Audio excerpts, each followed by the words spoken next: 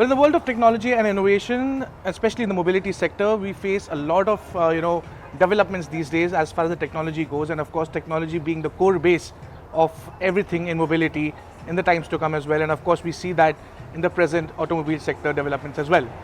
Well, Uber is now coming up with an autonomous technology vehicle, which has been trying to do it for a very long time, and eventually now in Austin they have rolled out, and of course it's been getting a very good reaction. And I'm joined by the Chief Technology Officer, the man who really heads the tech team and developing the technology with Waymo. Thank you, Praveen, for speaking to us. The first question, tell us about a very common question that we get asked in India about the Uber's autonomous technology is how and why did Waymo and you are choosing Jaguar, a Tata Motors product, for its cars in India? I mean, does it support the tech that Waymo will have to offer, and of course with easier integration with Uber?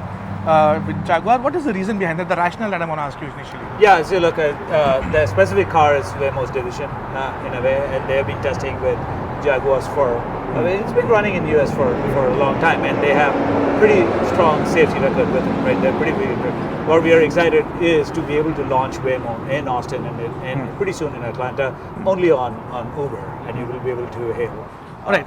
Right, when you're venturing into tech, you know the best because you're CTO. The scalability is the factor that you got to be most tensed about, and be stressed about.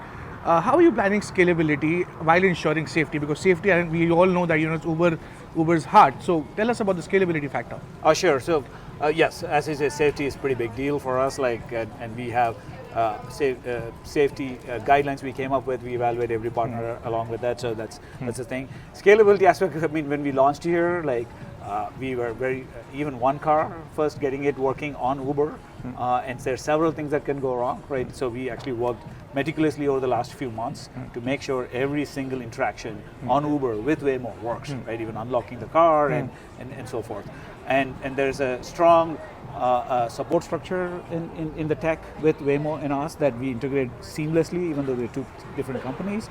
And you will actually see experience when you get into Waymo that you have all the safety features that you would have on an UberX, right, on your app, that is available on Waymo as well. Right? All right. Now, so I'd like to tell our viewers, because the public's going to actually enjoy it, but people want to know the story behind that.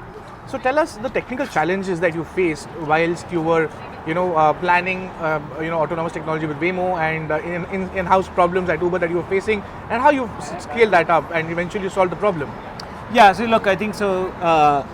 We have been working with EVs for a while, right? If you think about it, every car in EV, there's a charging. It's not like a gas car. So we built the tech already to make it work for EV. Now all these AVs, now without the driver, it's an EV as well. So we use the similar tech that we have built over the years. Now at the end of the day, we both are two separate companies. We have to integrate and work together. So there's a lot of APIs that we integrate with, like what kind of routes we serve and so forth. So there's a lot of integration that we had to do. I can't go into every small detail here. There's a lot of proprietary things. Sure. Also, you have a heavy reliance with, of course, Waymo and NVIDIA and other companies that you're relying the tech on. I want to ask you, how are you going to ensure the interoperability or, Uber's independence remains whilst you are maintaining and, developing such products? Yes, I think our goal will be, as you have seen in the presentation, we have 14 partners we're working with, right?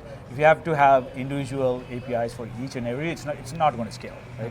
We have built a standardized APIs and which will work needed for ride sharing industry. So every partner that's going to come in who's going to integrate into it, right? That's how we're going to scale and make these AV partners coming into the rideshare ecosystem. Well, that was my last two set of questions. Of course, when the autonomous technology comes up, we always have a dream and a vision to get that into India. I'm sure you must have discussed it in-house, and you can't be discussing those details.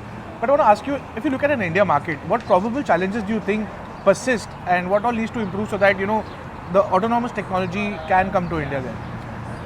Look, the first thing is AV cars work on EVs. Right, making EVs work, and in India, we have a pretty big investment in EV. We signed a deal last week with 1,000 cars in Chennai. That's a pretty big deal, and it's not as simple as EVs coming into it, right? We need to ingest the charging information and how we match, and there's a lot of work that we do, right? I think what I see in India is that preliminary work is going on.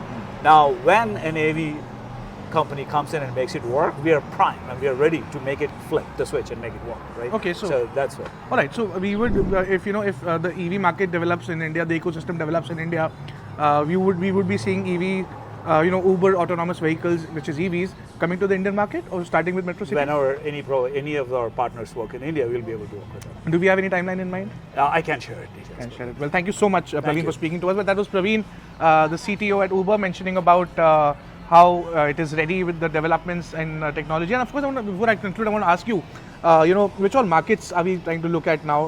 We know Austin and Atlanta. How many markets are we aiming to launch this year?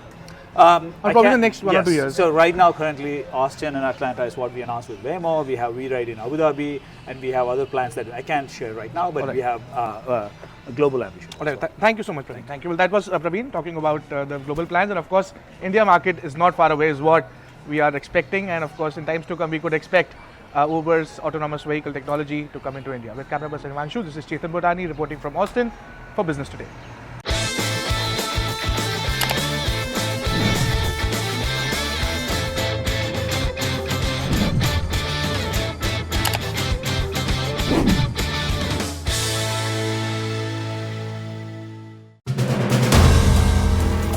If you like the video, do like, comment, share and subscribe.